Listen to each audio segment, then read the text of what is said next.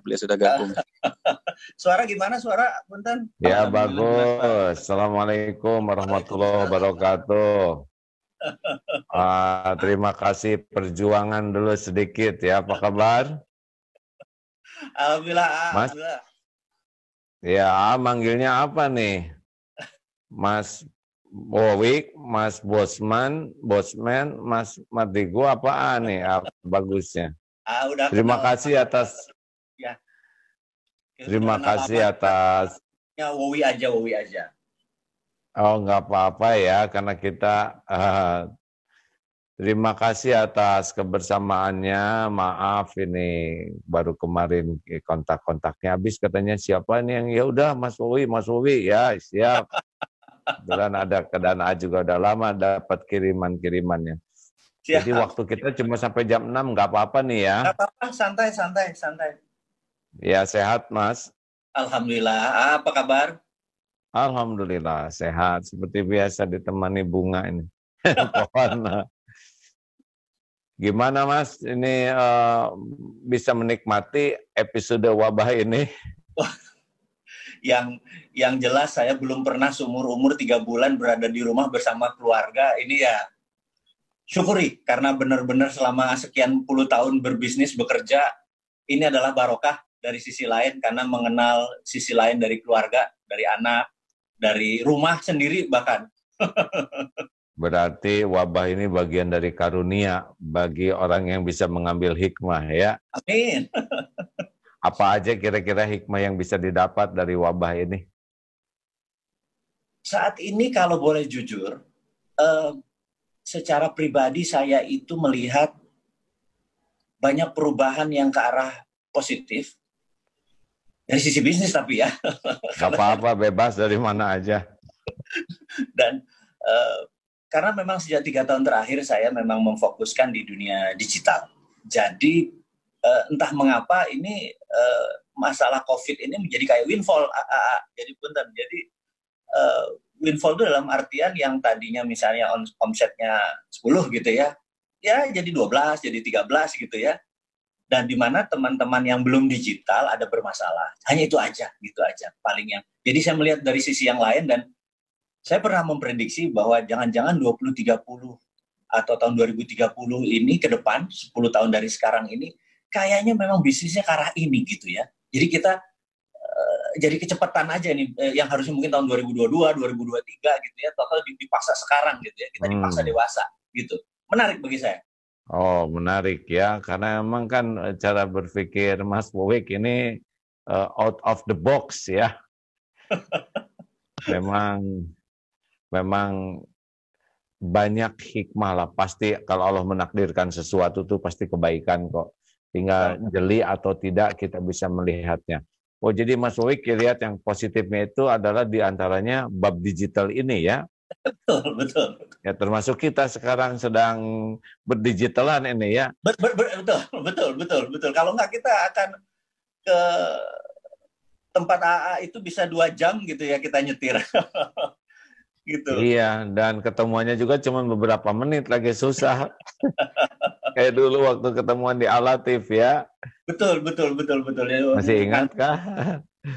Baik, gimana lebih detailnya tuh tentang dunia digital ini menjadi sesuatu yang akan dahsyat dari saat ini ke depan? Bagaimana prediksi, seperti apa itu?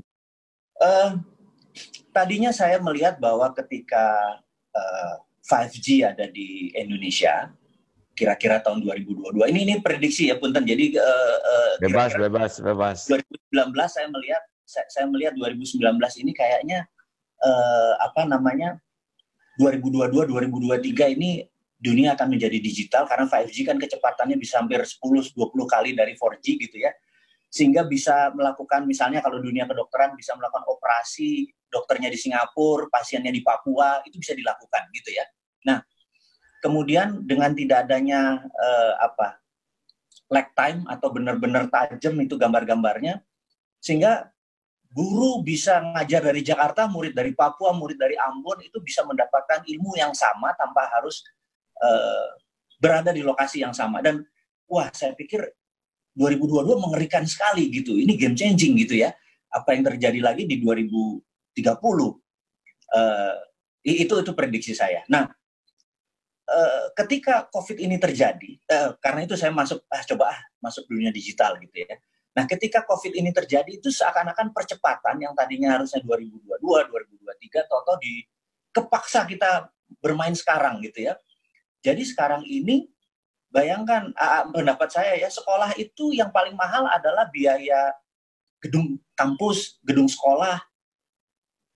Sementara kalau murid-murid dikasih iPad, itu paling cuma 200-300 ribu, dikalikan sekian juta anak, mereka bisa dari rumah dengan kecepatan yang tinggi. Ini sekolah akan merubah banyak hal. Sekolah itu bukan lagi harus pagi, siang, malam gitu ya. Sekolah mungkin datang ke sekolah itu hanya untuk mempraktekkan ilmu-ilmunya. Jadi sekolah itu cuma masalah sosial, masalah praktek ilmunya gitu ya. Belajarnya di rumah gitu. Dan ini menghemat banyak hal, dia tidak harus bolak-balik keluar dari rumah, aman anak-anak dan lain sebagainya. Saya merasa ini, wah, ternyata dunia maju gitu ya. Maju itu dalam artian cepat sekali total menjadi sekarang. Kaget-kaget saya. Maksud saya pikir di usia nanti kepala 6, kepala 70 hal itu terjadi gitu ya. Ternyata sekarang gitu ya. Gitu kira-kira. Ya, di antaranya. Lalu tentang bisnis, bagaimana kok jadi bisa untung begini bisnis? Analisa bisnis di zaman digital dipercepat ini. Jadi kita tahu ya, kita punya beberapa unit usaha yang berjual baju muslim, ada food,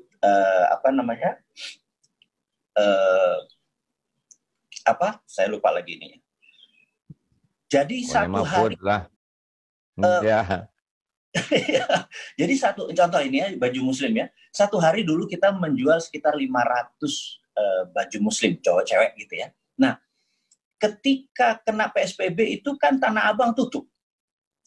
Sementara orang tetap aja akan berlebaran dan berbaju muslim dan lain sebagainya karena memang pertumbuhan bisnis berbau muslim ini growth-nya 10 tahun terakhir luar biasa bagusnya gitu ya. Nah, itu mendadak penjualan kita yang tadinya 500 sehari jadi 1000 sehari, jadi 1500 sehari, sampai akhirnya kita di Jogja harus menambah gudang dan lain sebagainya.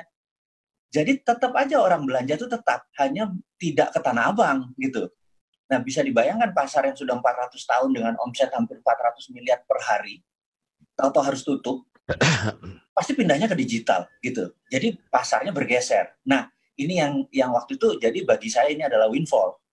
Kok ternyata orang tetap belanja gitu ya, tetap belanjanya lewat digital aja. Itu yang salah satu yang saya melihat positifnya. Yang kedua adalah saya ini punya satu usaha yang menarik untuk UKM, namanya Santara Equity Crowdfunding, di mana pembiayaan bagi hasil itu urun dana. Ini pakai digital. Jadi kalau seseorang ini memerlukan dana katakanlah 700 juta gitu ya, untuk dia memberikan 30% sahamnya gitu. Nah, teman-teman ini langsung dengan digital udah ikut 5 juta, ikut 2 juta, ikut 10 juta, dan lain sebagainya. Itu 2-3 jam bisa sold out dan UKM kita langsung tumbuh gitu ya. Dan ini yang saya bilang merubah yang tadinya konvensional menjadi digital. Nah, dua hal itu membuat saya menjadi semangat dengan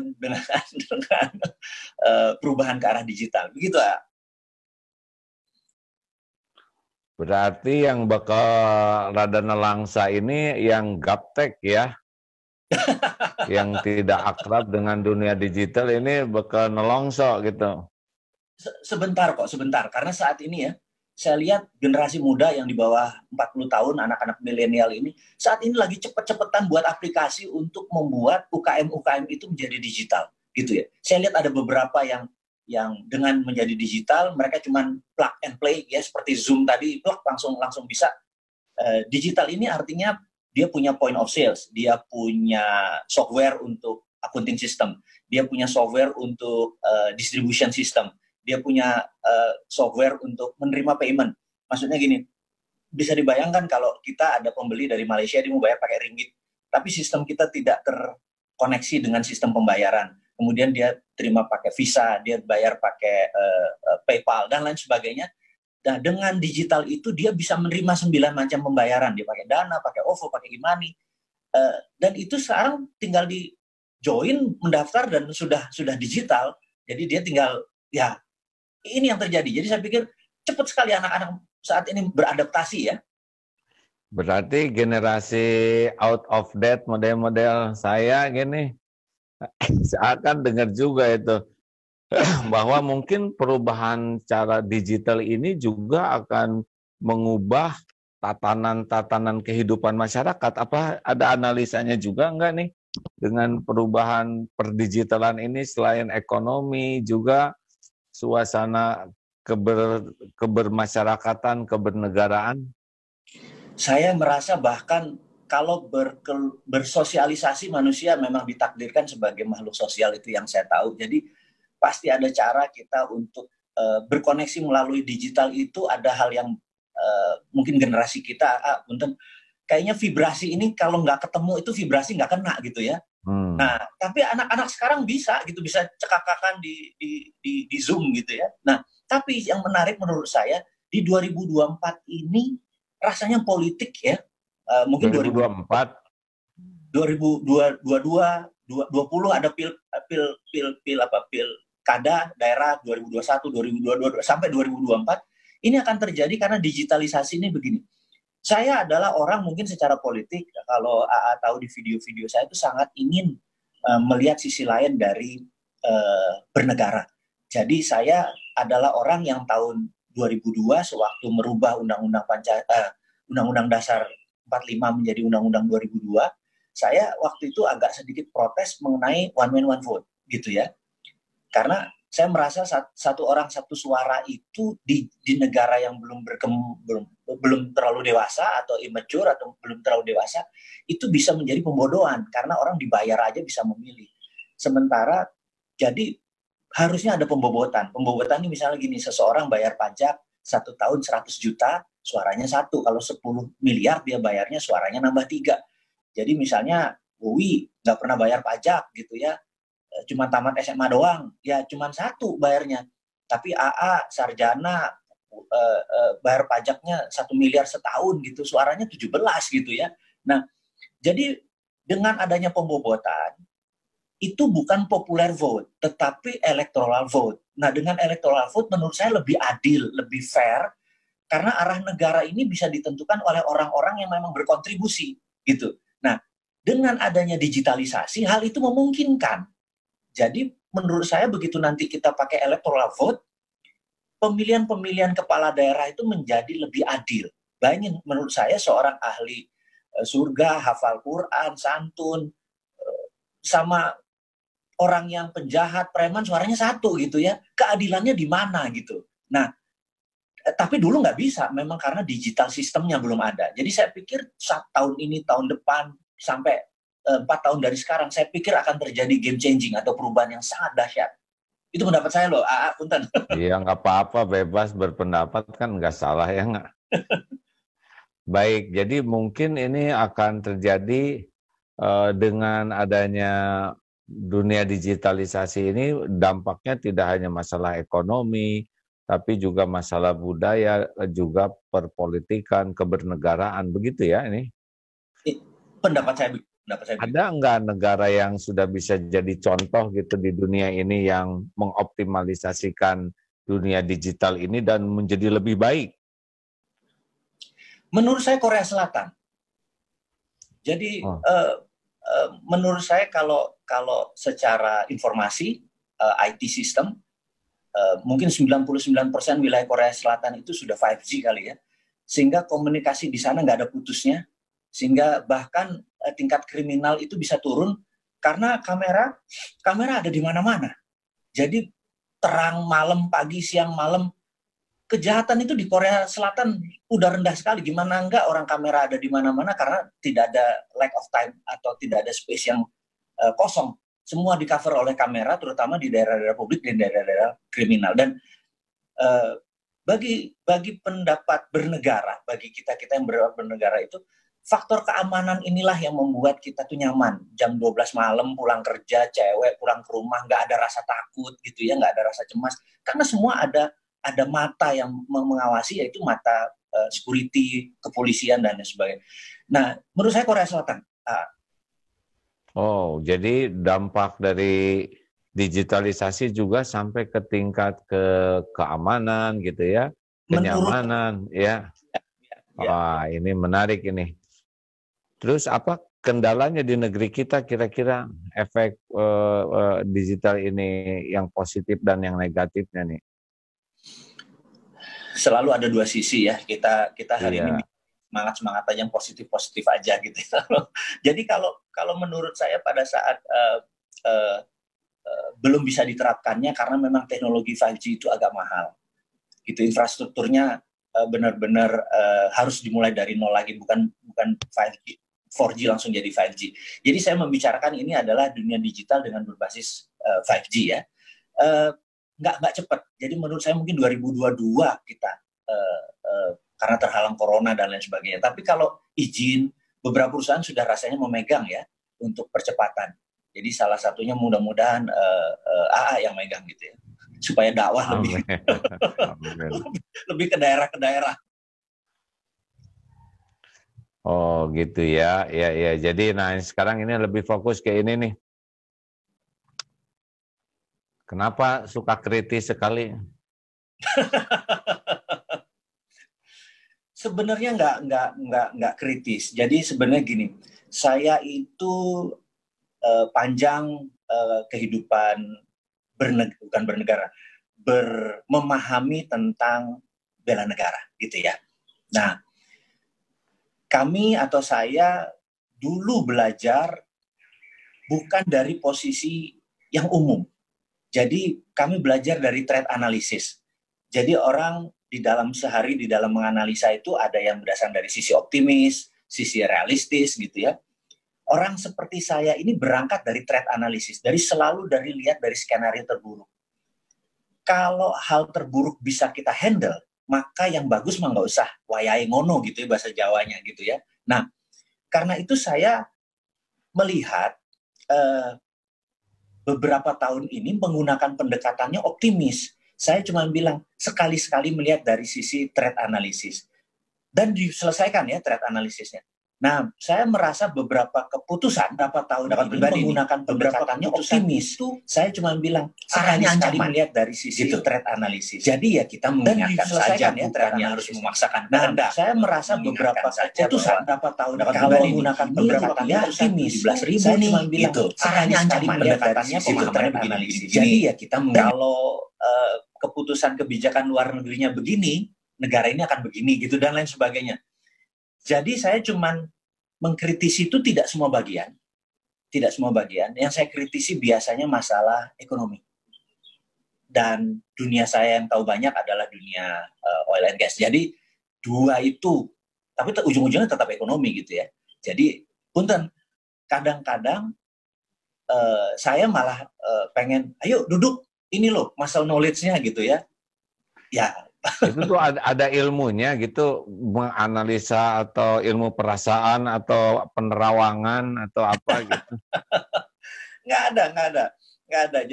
Jadi ilmu di dalam threat analysis itu selalu melihat adalah bagaimana tindakan itu membuat negara itu utuh. Jadi kita ingin negara kita NKRI ini utuh. Misalnya nih ya,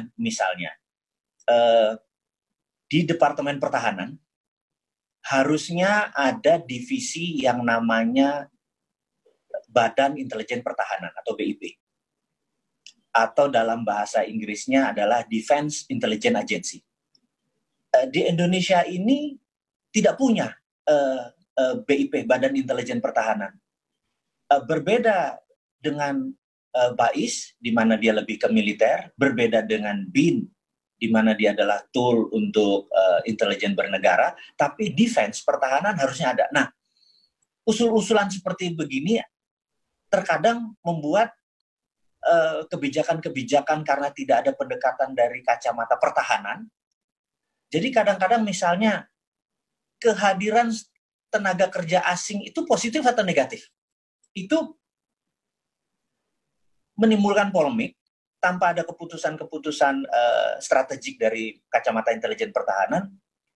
Toto masuk, pendapat beberapa pejabat ini aman, tapi orang seperti saya bilang enggak gitu ya. Nah, ya karena saya menganalisanya dari Badan Intelijen Pertahanan. Jadi sendi-sendi bernegara itu harusnya lengkap. Di mana saat ini pendapat saya adalah Ipolexos Budhankam, ideologi politik, sosial, ekonomi, budaya, pertahanan, dan keamanan ini 70%-nya politik. Di Indonesia terlalu berpolitik, gitu. Ini harusnya balance. Ada 7 pilar bernegara itu harusnya balance. Ya sepertujuh juga politik itu harusnya. Gitulah kira-kira. Ya, saya jadi ikut pening ya pagi ini ya. Nggak apa-apa, sekali-kali jamaah ikut pening serening. Nah, tetapi memang sengaja mengajak Mas Wowi ini ngobrol supaya banyak input-input baru dari berbagai pihak. Besok insya Allah Pak Umar Hadi, Dubes Korea, mau undang juga nih ngobrol. Tentang nyambung dengan cerita ini ya. Jadi Mas Wowi itu bahwa menganalisa itu berdasarkan data atau apa tuh yang paling penting? Data yang kita dapat biasanya ada data lapangan, dan yang paling tersering adalah pendapat dari para ahli. Jadi kebetulan saya ini punya beberapa teman dari beberapa negara yang jadi gini ini punten lompat sedikit. Jadi kalau di Langley, jadi kalau kita ada di Virginia, ini Amerika tuh negara paling kurang ajar, di mana semua negara itu diawasi. Bahkan misalnya di Indonesia itu ada DES atau DES Indonesia itu ada 5 doktor yang kalau pejabat bicara mereka menganalisa apakah ini bohongan, apa ini beneran, apa ini tidak tahu, apa ini strategi dan lain sebagainya, dianalisa gitu. Terus ada laporannya. Nah, mantan-mantan mereka itu walaupun sudah tidak aktif, saya masih sering berhubungan. Terus juga dari Malaysia, dari Filipina gitu. Karena dulu sewaktu saya masih aktif di lembaga-lembaga tertentu itu mereka masih menjabat. Nah, data-data dari kacamata mereka kemudian ditambah dari berita-berita internasional. Jadi setiap hari saya nonton CNN, Bloomberg, Fox gitu ya, terus Russian Today. Kita melihat dunia memandang Indonesia bagaimana gitu. Kadang-kadang ini menakutkan dari kacamata itu. Karena itu kita mengingatkan gitu. Saya sih merasa kayaknya di lingkaran pejabat negara yang seteliti itu atau seperduli itu sama saya kayaknya nggak terlalu banyak. Jadi saya ya udah bunyi aja lewat udara gitu. Data-datanya pasti data lapangan, pasti valid. Ya, berarti tidak asbun lah ya, tidak asal bunyi, tidak nggak berani ya. Nah, ngomong-ngomong sudah ada yang negur belum ini? Sudah ada yang mengingatkan, hei jangan banyak bunyi, jangan banyak itu. Teman-teman malah arahnya jangan personal, cuman itu aja. Jadi jangan personal karena kalau personal itu ada undang-undangnya gitu ya. Nah karena itu kita ngomongnya global, kita ngomongnya tidak menyinggung individu. Iya demi bernegara sekali lagi. Saya pikir saya juga harus bertumbuh ya. Karena itu mulai mungkin sejak 2 bulan terakhir saya tidak pernah menyebutkan organisasinya atau namanya yang dimirip-miripkan, lebih enak global. Tapi tujuannya ini bukan untuk mengkritik negatif. Tujuannya adalah kecintaan kita, cara berkontribusinya begitu gitu ya. Nggak ada niatan untuk, satu lagi harus diingat, nggak ada niatan saya untuk berpolitik.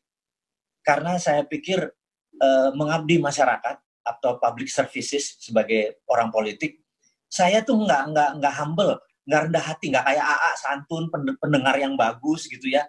AA tuh kalau denger terus care sama orang tuh bagus banget. Saya nggak gitu banget gitu ya.